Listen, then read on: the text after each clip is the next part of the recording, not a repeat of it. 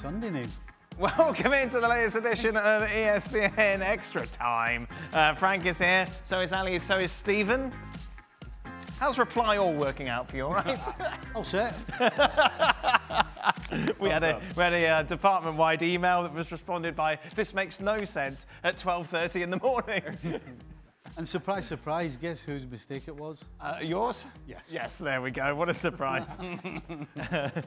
Ali, surely Real Madrid won't beat Barcelona by more than 10 La Liga points, like you said.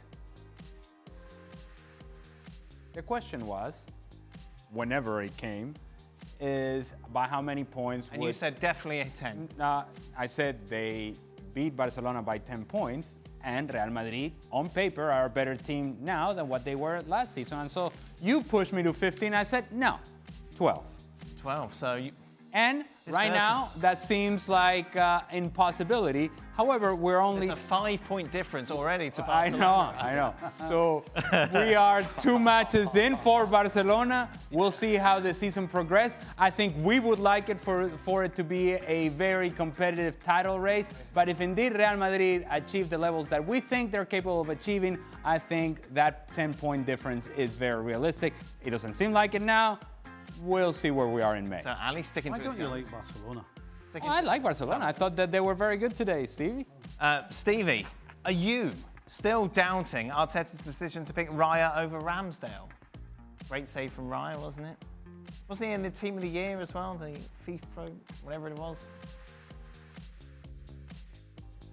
I don't quite know how to answer that. I mean, you're insinuating that I'm saying Ramsdale's way better than Raya. No, I think when the decision was made, you questioned dropping Ramsdale. Yeah, I did. Yes, but not, are you still questioning? Not because. Are you still questioning? Not because of a gap in ability. Right. I was questioning it from a. So this posture here is to find comfort in the chair. Well, what I'm doing. Right, here's what I'm doing. Okay. Buying time. I'm buying time to try and remember exactly what I said. Okay. Because Mr. Dan Thomas has a habit of that's right. plucking something from obscurity. So were you wrong, do you think, to that? No, definitely not wrong. You weren't wrong. Not in this case. Even though Raya has been better than Ramsdale. Well, you can't say he's been better because Ramsdale's played 1 game. Well, exactly. So it's pretty hard to stack them up against each other. Frank, do you think PSG will run away and win League One comfortably, or do you think it'll be a competitive title chase? Will they win 6-0 yesterday? 6? They did. They did, and they did very well. It was good against Montpellier, but Marseille won 5-1 in Brest, I think, last week. So hopefully there will be kind of a competition with Marseille and maybe Lens as well. So no, it's not going to be, well, hopefully it's not going to be easy. I want to believe that some teams are getting better and can compete with the PSG, and but let's see. Normally it's every year given to PSG, but we saw over the years that 1 year Montpellier, another year Lille made Paris Saint-Germain finishing runner-up, so it's possible. Ali, when it comes to strikers, how hard is it to ride the line for offside? And how much time did you spend training on how to stay on till the last minute? A lot of it is feel, and a lot of it is the relationship that you have with the players that are supposed to play you the ball in behind. And you recognize very quickly which one are the players that are capable of doing that. So once those guys get on the ball, it's basically all hands on deck as a striker, because now you start to find and trying to figure out, he has the ball on his feet, where can I make a run that I know he can find me? And in that timing, then obviously you need to be in connection with that player so that the timing is all correct. A player like myself, and I can only speak for myself, that struggled for pace,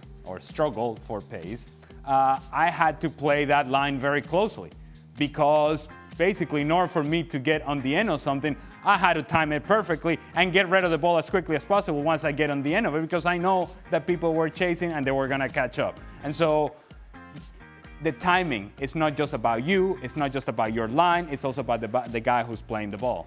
Flip side of that, defensively, Stevie, how much do you work on maintaining that line? It doesn't change. It's the exact same for the centre-back. Right. You've got to figure out the opposition. Who's going to play it first time? Who's going to take 2 or 3 touches? you know, you're working out the centre forward.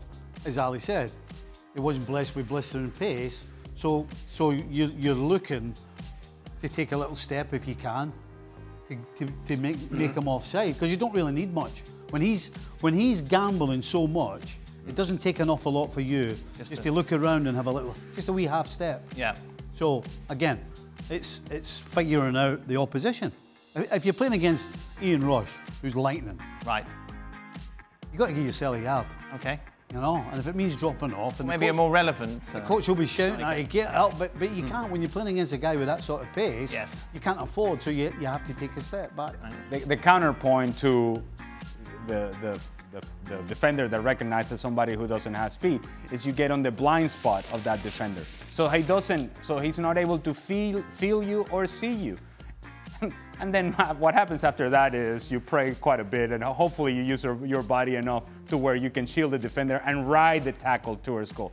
Man, I am speaking with this with some sort of knowledge. Frank?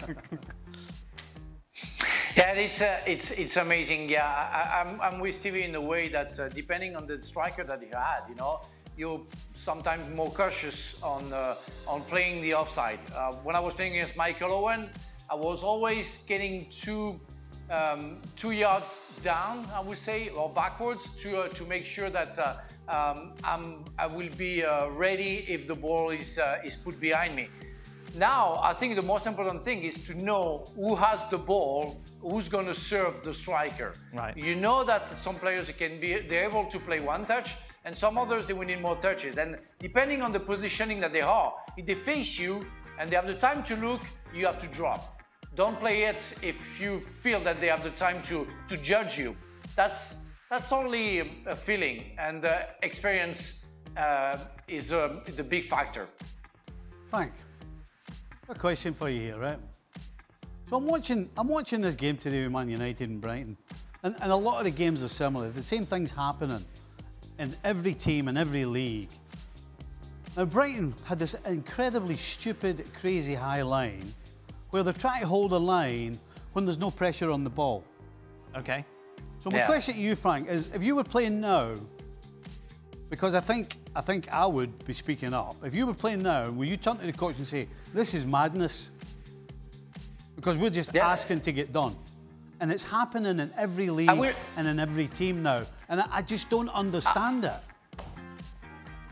I will be like you. I will refuse to play and say to the coach, no, I'm not going to sacrifice myself or crucify myself to the opponent, because I'm going to play offside if they have the time to see what's going on and how the runs my opponents can do, and that you have no time to react. You will have to turn and run backwards, where the others they just have to run in the space. So I would drop. I will refuse to play like that. You can play high on the field, but as soon as you have the feeling that they have the time to judge you, you have to drop. And in the case... Just a little thing, Ali, just to finish the point. Yeah. Go ahead. The whole key is when there's nobody pressuring the ball. Right. You know, it's okay when there's somebody pressuring the ball. The key is when there's nobody pressuring. In the case of Brighton, it becomes a really interesting question, because the manager is 31 years old. And while he may be accomplished, if you're an older player, a veteran player, and you have a sense of what's going on in the field, and you have a guy who's 31 years old telling you something different that makes no sense in your mind, that in your heart, in your soul, you can't quite understand and see, why does this make any sense? It's tough for you to, let's just say, it wouldn't look to me, as a 31-year-old manager, he wouldn't look to me as an authority figure if I'm one of the veterans. And so now I'm having to sacrifice for what he's telling me when I don't feel comfortable doing what he's asking me to do, and what all my experience tells me not to do. That's difficult. I think it's going to be very interesting for Brighton over the course of the season. Stevie, how do you rate Saliba among other centre-backs in the world? Is he among the top 3? I would say yes. Yep. You'd have him over Van Dijk, obviously. I think over the season he was better than Van Dijk last year. Yep. Yeah, I do. Yeah. I'm struggling to think of anybody ahead of him right now.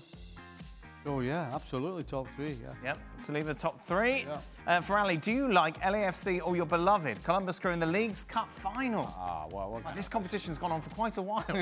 yes, it's still going on. Well, what kind of question is that? Of course, it's easy. It's the final this weekend? It's beloved Columbus Crew will take the Columbus Crew now and forever. Beautiful. Dan. Oh, very good.